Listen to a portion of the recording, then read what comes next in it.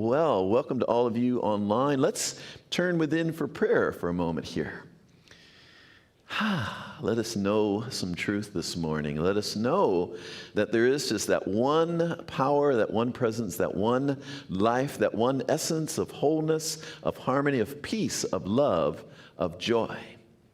That one lives itself as every being. Therefore, I know it is my being. My very life is a divine expression of that one. And so I tap into the peace that is the peace of God, the love that is the love of God, the joy that is the joy of God. I know that that is at the center of my being. And so I tap into that in this moment. I take a moment to let go of all the doings and just be in that awareness that God is and all is well. I know that this service today is all that it is meant to be for each one of us, that something opens for us, that something shifts for us, that some degree of greater freedom, of greater knowing, of greater understanding, something happens for us today that is good and supports our path and our journey.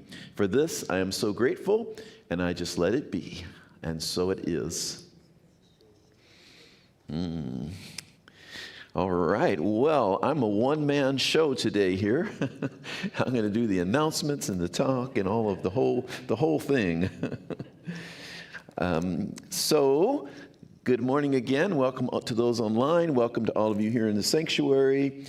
We have this Sunday, we have a Christmas holiday boutique and potluck fundraiser put on by our women's circle. You'll find great gifts, delicious food, and fantastic prizes. You like all those adjectives?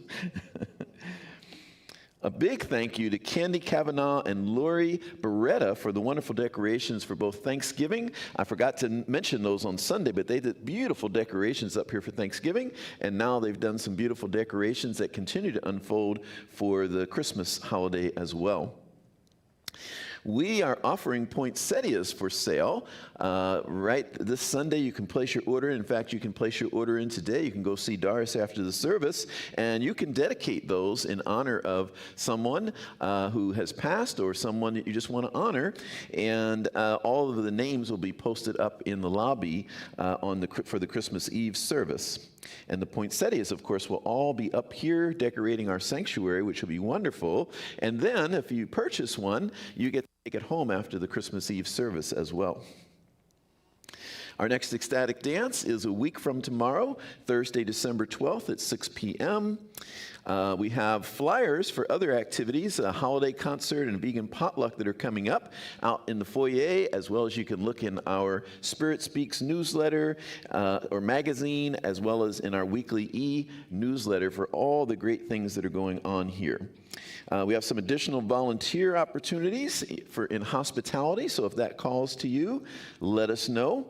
Of course, you all know we have meditation now, 10:30 on Wednesday morning and 10:30 on Sunday morning. So please join us in that. We're going to be so grounded, so centered in doing all these meditations. It's going to just, light up this whole place.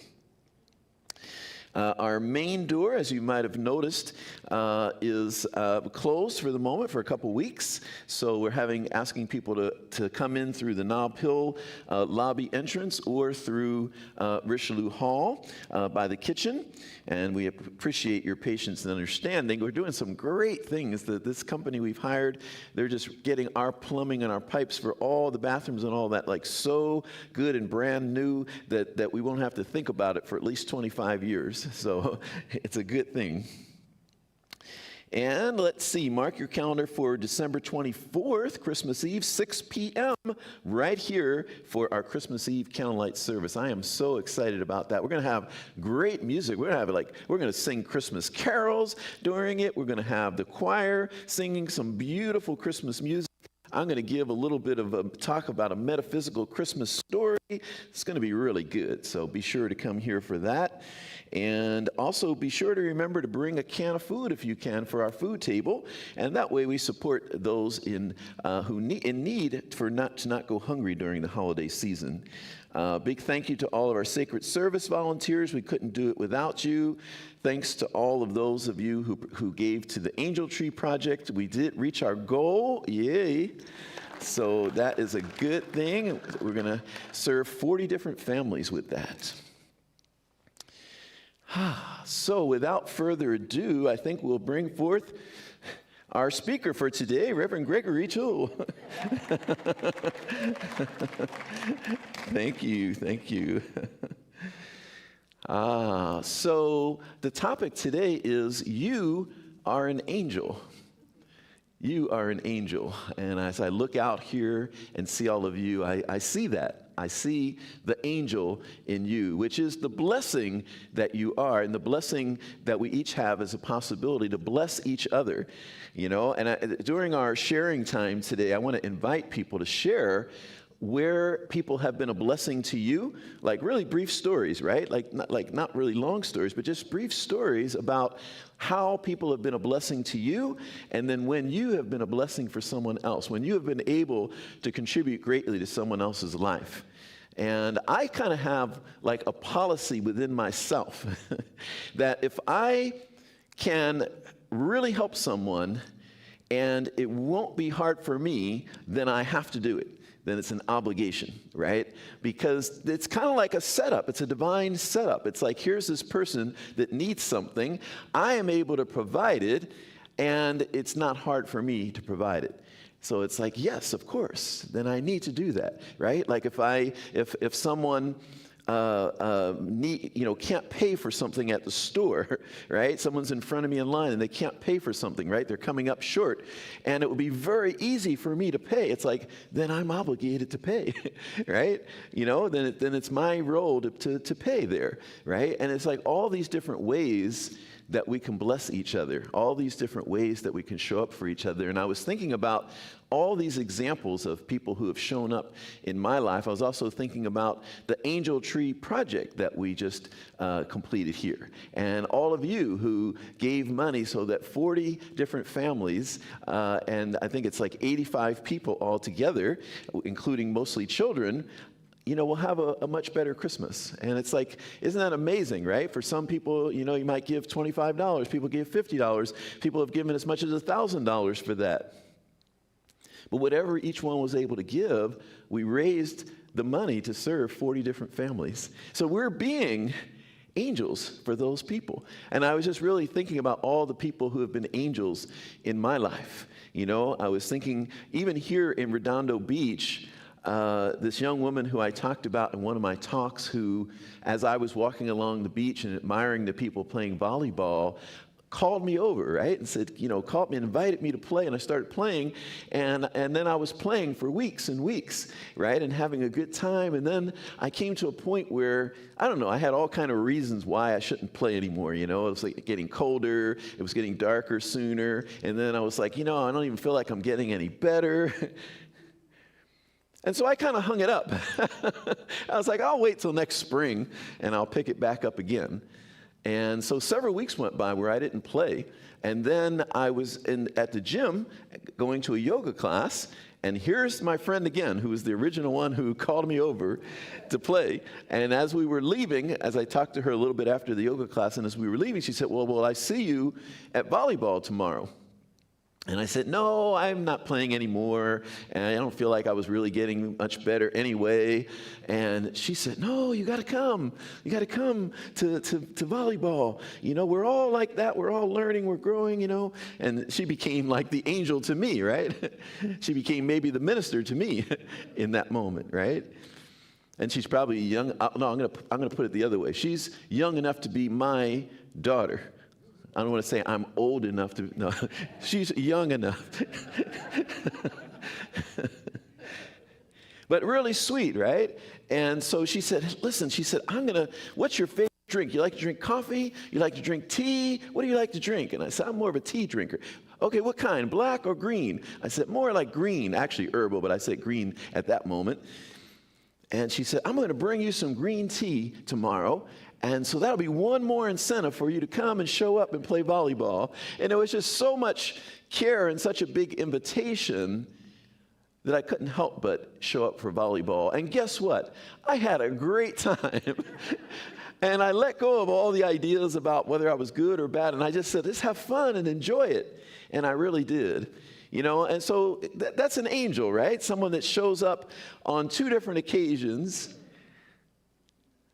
and just with this open heart to invite me in to something that was really joyful for me and has been joyful for me. And I'm going to go back next Sunday, this Sunday.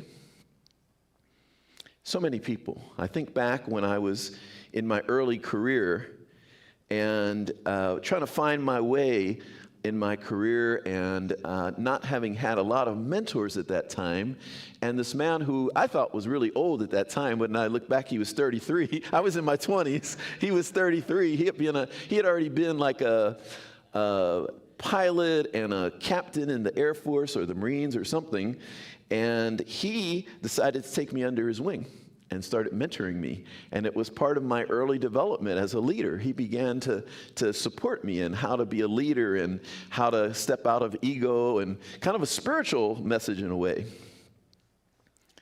So I started really just thinking back on all the people who have been angels in my life that have just shown up at a beautiful time to support me. And I think about all of you and all the ways that how empowered we are to make a difference in this world, right? If we make a difference in one person's life, we just made a difference in the world, because that's a ripple effect, right? Right? If one person gets lit up and is more happy and more peaceful and more joyful, that's a ripple effect. That affects their family, that affects the people they work with, that affects everyone they interact with. So it just reminds me in this world where sometimes we start to feel like, what can I do? The world is this and the world is that, and what can I do? And it's like a lot, right? Like we can do a lot. I had a few other examples. Let's see what else I had here. There's that scripture in Luke that says, to whom much is given, much is required. To whom much is given, much is required, right? And we're given so much. It's kind of like that reciprocal nature of the universe, right? We receive so much that we're also here to recognize that and to give. There was a person in one of my former centers. She would always take the classes and be real quiet when it came to like payment time. If she took a workshop or a class, she'd be real quiet, and she would like skirt out the door, right? Like love, we said love offering. She would be like, okay, that means it's free, and she would, which is totally fine, right? Like we don't jam people up about that. But one day she was talking to me about it, and I said, you know what? You need to pay, but not for me. And not for the church. Like you don't need to pay, like I don't need you to pay, and the church doesn't need you to pay, but you need to pay. You need to pay because you need to be in this flow of life. You need to be in this reciprocal nature of life. This will support you in being fully alive and fully, present in your own experience of this life. So it's like we need to give, we need to be able to receive as well. We need to be able to receive the gifts that others give us. I grew up in a household where you weren't supposed to receive. If someone offered you something, you were supposed to be polite and say, no, no thank you, no thank you.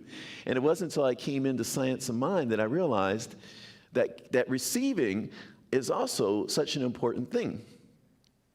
The ability to receive, it's all that give and take. It's all that flow. It's all that reciprocal aspect that for us to be in balance in life, we have to be in balance on both ends of that.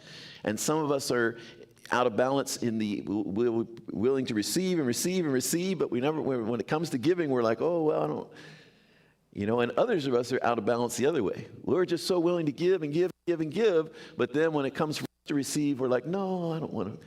It's okay. I don't need anything.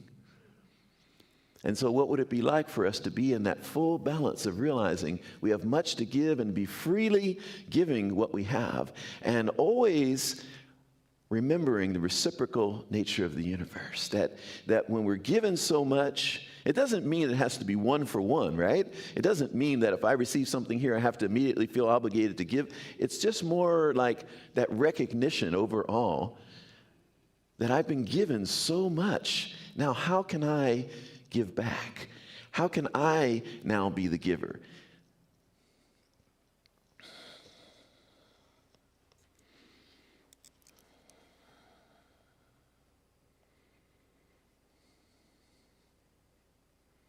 I want to share one other example, and then I want to close, and I want to do our offering, and then I want to hear from all of you.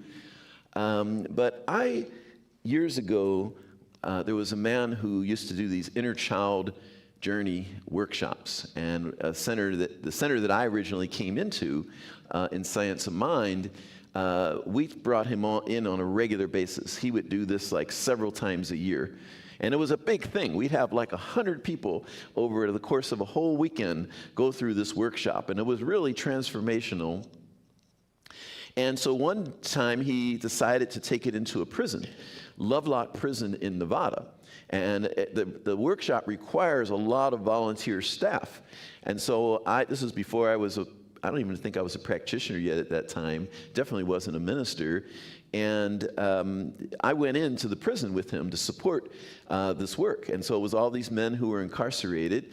And I hadn't fully gotten into being a vegan at that time, but I was experimenting with it. And so when I went in there, I was practicing veganism there. And this was in the 90s. And the men who were incarcerated this was one of those angel things. They did something so beautiful, which is, because when you go do the workshop there, you go up to this little window where they're serving food from, right? And even when you do the workshop, there is no other place to eat in there. Like, you eat the food that the inmates are eating, and you go up there with your tray and your plate, and you go up to that window. Well, here I am, silly me. I go up there and say, I'm vegan. What do you got? They're like looking at me like they just gave me what they gave everyone else right here. But of course, there were a little section of veggies on the plate. Several of the inmates found out that I was vegan, and that all I had was this little, square of food on my plate, and they collected from other inmates, before they ate their food, they collected veggies from all different plates and put it on one plate for me and brought it to me. And I thought, wow, and my biggest takeaway from that weekend that I spent there was the humanity of all the people who were incarcerated. And of course, in some ways, it's kind of obvious, right? We say God is all there is, and everyone's a divine expression of God, so they would be that too, right? But before going into the prison, like a week before or 2 weeks before, they send you all this paperwork, right? And this paperwork warns you, like, this is not your normal situation, and by the time you get done reading the paperwork, you're convinced that these are not divine beings, like they just get it in your head, right? They're like, oh yeah, and you can't do this, and you can't do that, and you can't do this, you can't do that, and you have to watch out for this, and you have to watch out for that. But like 10 minutes into being there, it was so obvious that we're just all one. We're just all divine. And we did the workshop because they told us, because this workshop had a lot of hugging and sacred touch, like you would touch someone's shoulders and things like that. And they were like, oh, you can't do that here. That'll never fly here, and all this sort of thing. We did the workshop exactly the way we did it everywhere else. And they responded exactly the same way that everyone else had responded. And I felt so silly afterward for having bought in to the idea that these folks would be any different than any other divine being I had ever met. And that gesture of them bringing me a plate to satisfy the fact that I was vegan was such a beautiful gesture, so moving. I was so touched by that. And so I never forget that every being is divine, no matter what story anyone tells you about anyone, right? No matter what story anyone tells me, oh, you don't know this person. No, that's God. That's God right there. Maybe this is a person that's lost their way and strayed away from their divinity, but it's still God right there, the fullness of God right there. And each of us here have such capacity. If the inmates in the middle of a prison can do such an act of beauty and grace and love, what greater acts can we do in our day-to-day life to serve others, to support others, to be that angel, and then to give them the gift of receiving the gift that they are offering as well. Yes? Thank you all so much. Let's close with that. Thank you. That's my tongue.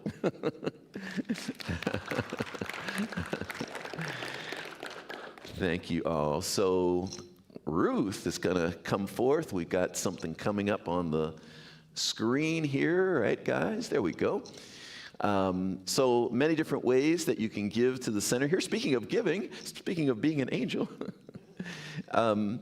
here they are right here. You can text to give. You can give through our website, redondocsl.org/donate, or you can use the QR code, which you just point your phone camera up there, and a little link will come up, and you click on that link, and boom, there you are. So many ways to give, and thank you for the ways that you do give. So let us hold our gift in our hand, or the intention of our gift, to our heart, and say our affirmation together. Divine love consecrates my gift. It goes forth to heal, to bless, and to prosper all those who give and all those who receive. I rejoice in the sharing of my good, and I release my gift with love, and so it is. Yes.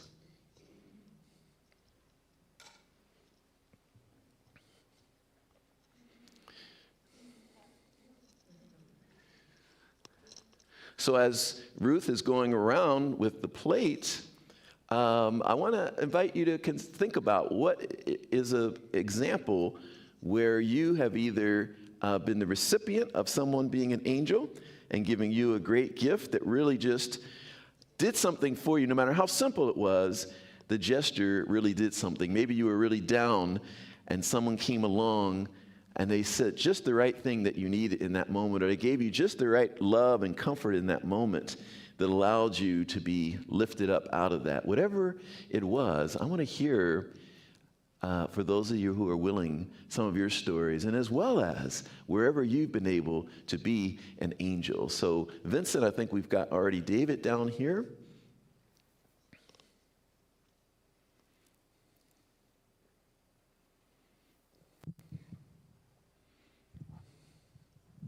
Thank you, Reverend Gregory, for the talk. That was good.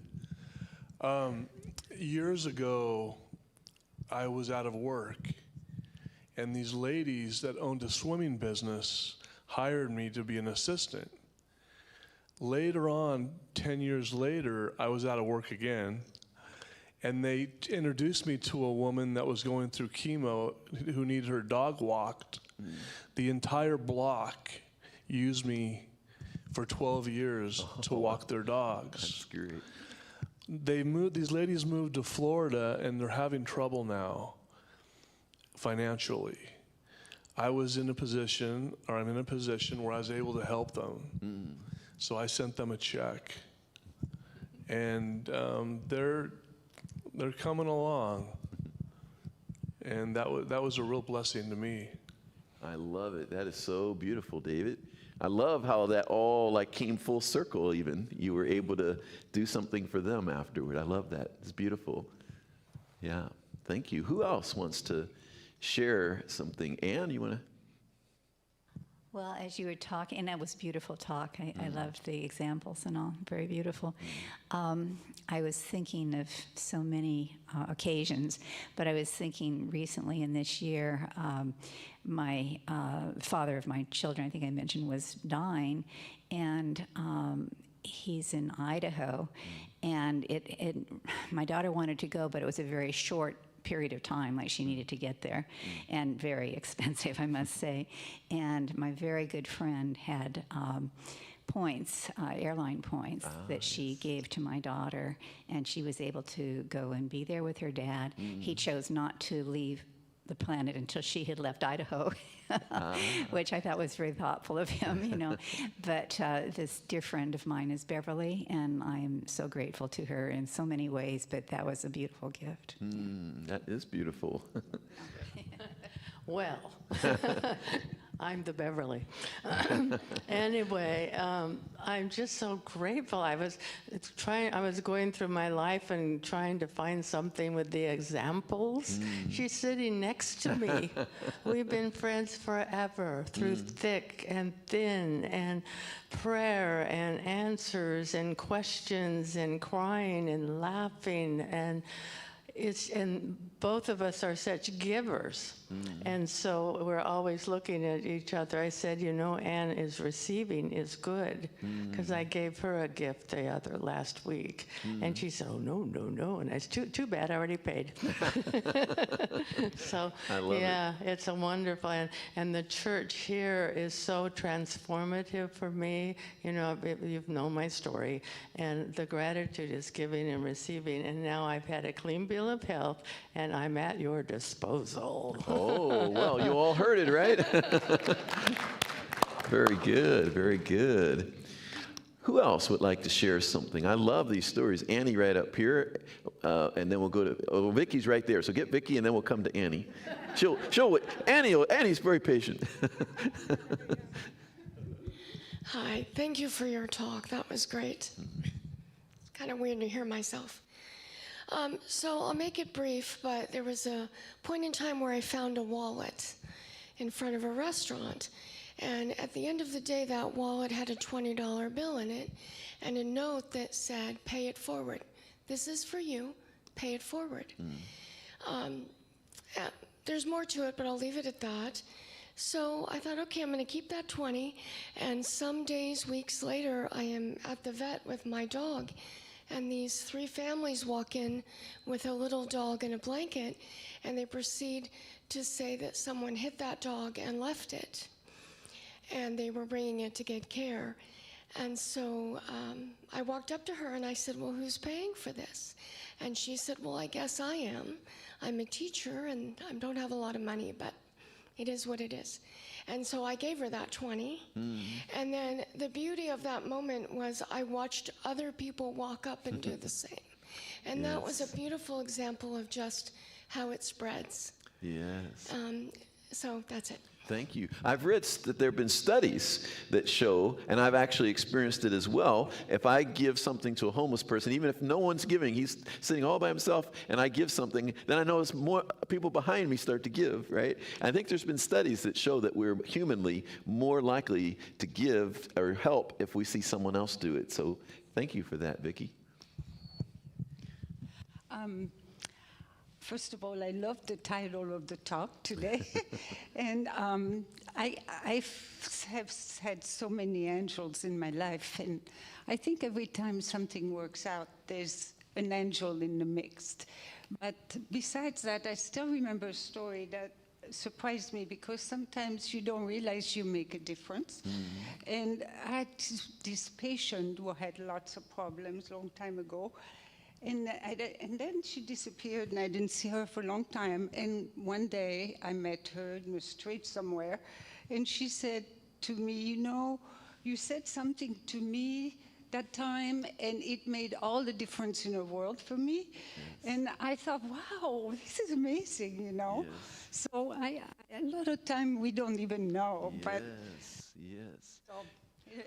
Thank you for bringing that in, Annie. That is so, because we can really think we're not really doing much at all. We're not really making much of a difference at all. And what I have learned, like you, is we're always making a difference. And I've had those experiences. In fact, one was where I thought I totally didn't do help at all. Like I felt like actually even inadequate. I felt like I didn't give that person anything.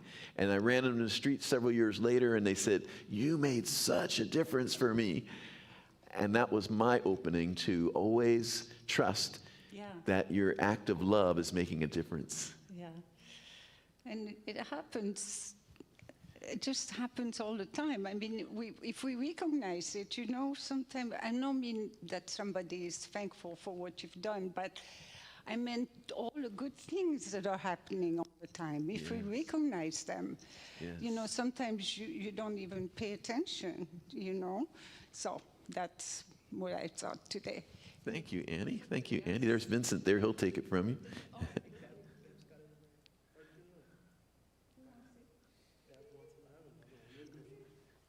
Yeah, let's get around the room here. There might be some more folks out there who want to.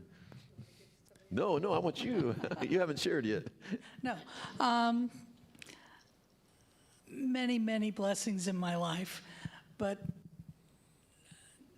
the most important one has always been, and this I can think of, what do I say, what do I share? We adopted our children when born. They're 26 now. But it was just, they had done the tests, and we knew we were going to adopt a little boy. And then at the birth, the doctor said it's a girl, and we all said, no, it's a boy. And turned out it was twins. And it's just a blessing of my life. And everybody says, oh, they're so lucky to have you, but it's absolutely the opposite. I love it. That's beautiful. Yes, that's a great example, right? Like adopting children, adopting pets as well, right? Adopting from a shelter is like a great act of being an angel. Who else? Everyone out there has something. You're smiling. I bet you have something. I'm not sure how to tell this. The most recent one, I was really struggling with a career thing that was very important to me, and creating a poetry curriculum for children in schools, and was struggling with trying to get anybody on the phone. And I was crying and walking, and I happened to call a very old friend, and she picked up, and it shifted everything.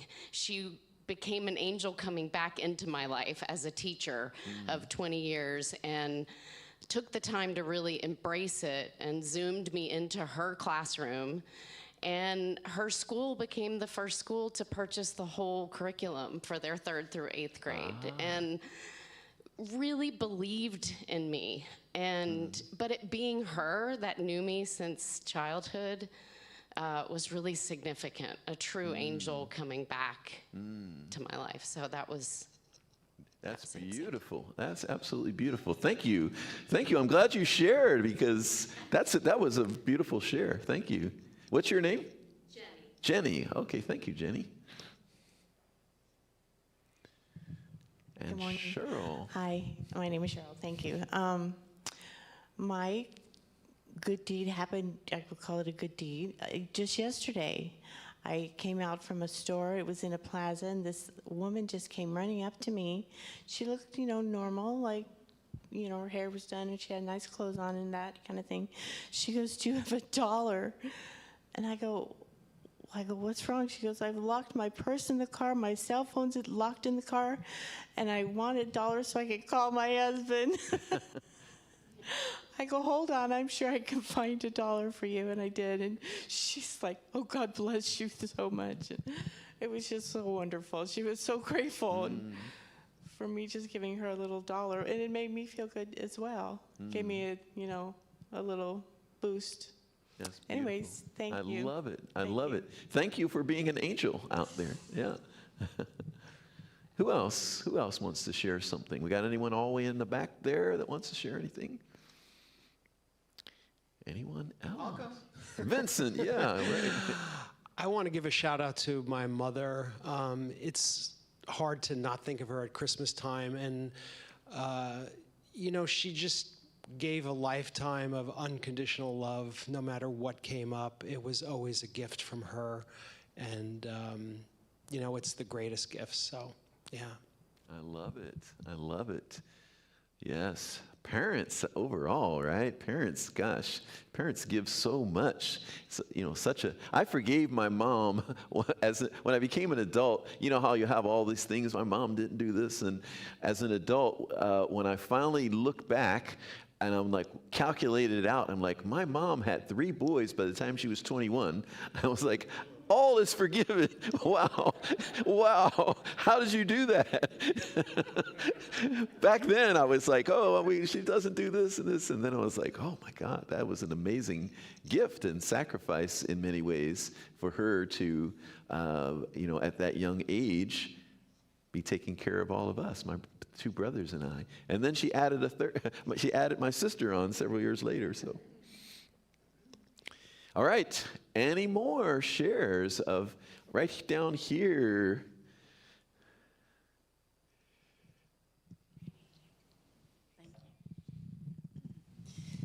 I'm Carol, and my share is a kind of an exchange of angel energy between myself and someone else. So I have a little Airbnb at my house, and about 5 years ago, a lady came to my Airbnb, and she was down here for a wedding of a dear friend. And when she arrived at my house, I got this really strong feeling that she was going through something, and there was a feeling of maybe aloneness, you know. And after she settled in, I knocked on her door and I said, "Would you like a glass of wine?" She said, "Oh my God, yes, I'd love a glass of wine." So I invited her into my house. And she sat down and we started sharing a glass of wine, and she started telling me that she had just got a diagnosis of cancer, just like 2 days before. And the man that she had been living with for like 7 years, and she were breaking up. And just kind of all these little things, her whole life was kind of in flux. So she was here for the wedding, didn't really know what she was going to go back home to, literally. And so we became very close that weekend, and we just struck a chord, and we kind of call each other. And then sometimes, if I just really need somebody to have a heartfelt talk with or some kind of support,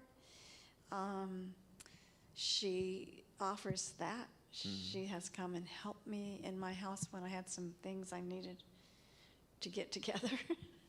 So anyway, we kind of call each other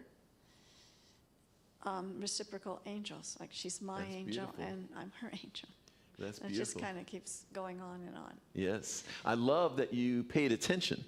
You know what I mean? So often we could notice something like that and just be like, maybe it's nothing, right? I love that you paid attention and actually acted on what you were feeling, right? You were feeling that she needed something, and you acted on it. That's a beautiful way, I think, to be an angel, yeah.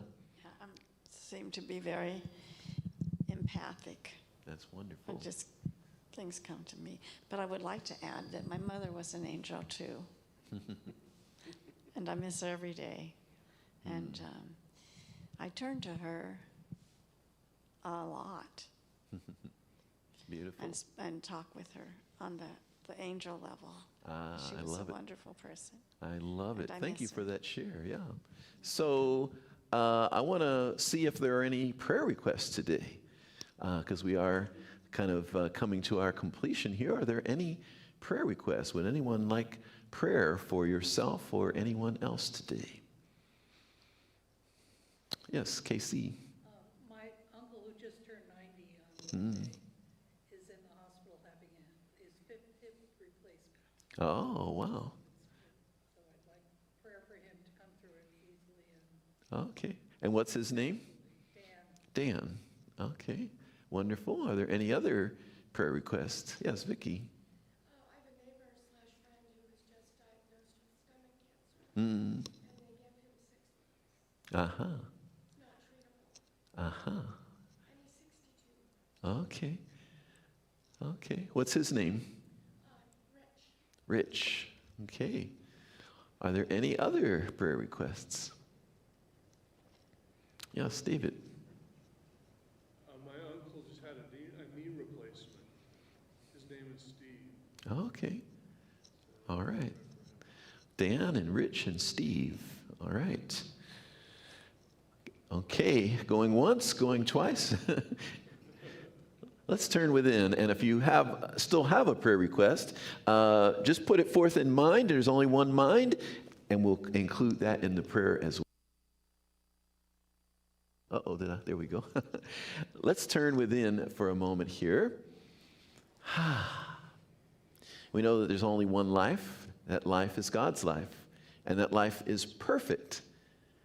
It is a perfect wholeness, completeness, nothing missing whatsoever. And it is a life of vitality, an essence of infinite intelligence, infinite love, constantly renewing, restoring, reestablishing itself at every point of existence. And so I know that this one presence and power and intelligence and love is right where Dan is right where Rich is right where Steve is, and right where each one of us is, and right where anyone else who is having a situation where we want to lift it up into a higher space. I know that the presence of God is right there. I know that there is healing taking place for each of these individuals. I know that no one can tell us how much longer we have. No one can tell us anything like that. All we know, and nothing is untreatable because I am treating for it right now.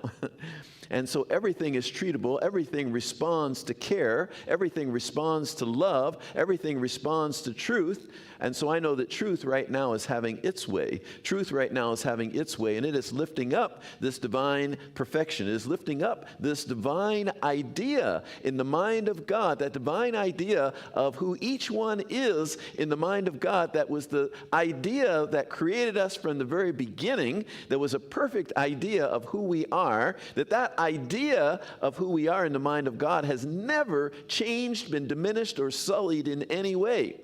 And so that divine idea is right now reestablishing itself for each one of these beings. Healing is taking place. Vitality is expressing forth. And so I know that each soul, each being is on their path to the greater and the greater and the greater, and I bless each one. I know divine perfection right where they are. I know divine right action taking place through them, as them, and all around them. I know that every cell, every fiber, every organ, every function of each one's body temple is right now being lifted up into that higher vibration of love, of vitality, of perfection. And so I bless each one. I am grateful for this truth. Grateful for this awareness, grateful for the way that it is expressing forth beautifully right now in each one's life. In gratitude, I release this word, and I invite each of you to establish it with me with the words, and so it is. Yes. Thank you all so much for coming today. Thanks for those who tuned in online. Thanks for all the sharing. I just love hearing how you have been an angel and how others have been an angel for you. I'm going to hang around if anyone wants to come up and talk, but blessings on the rest of your day. Thanks for being here.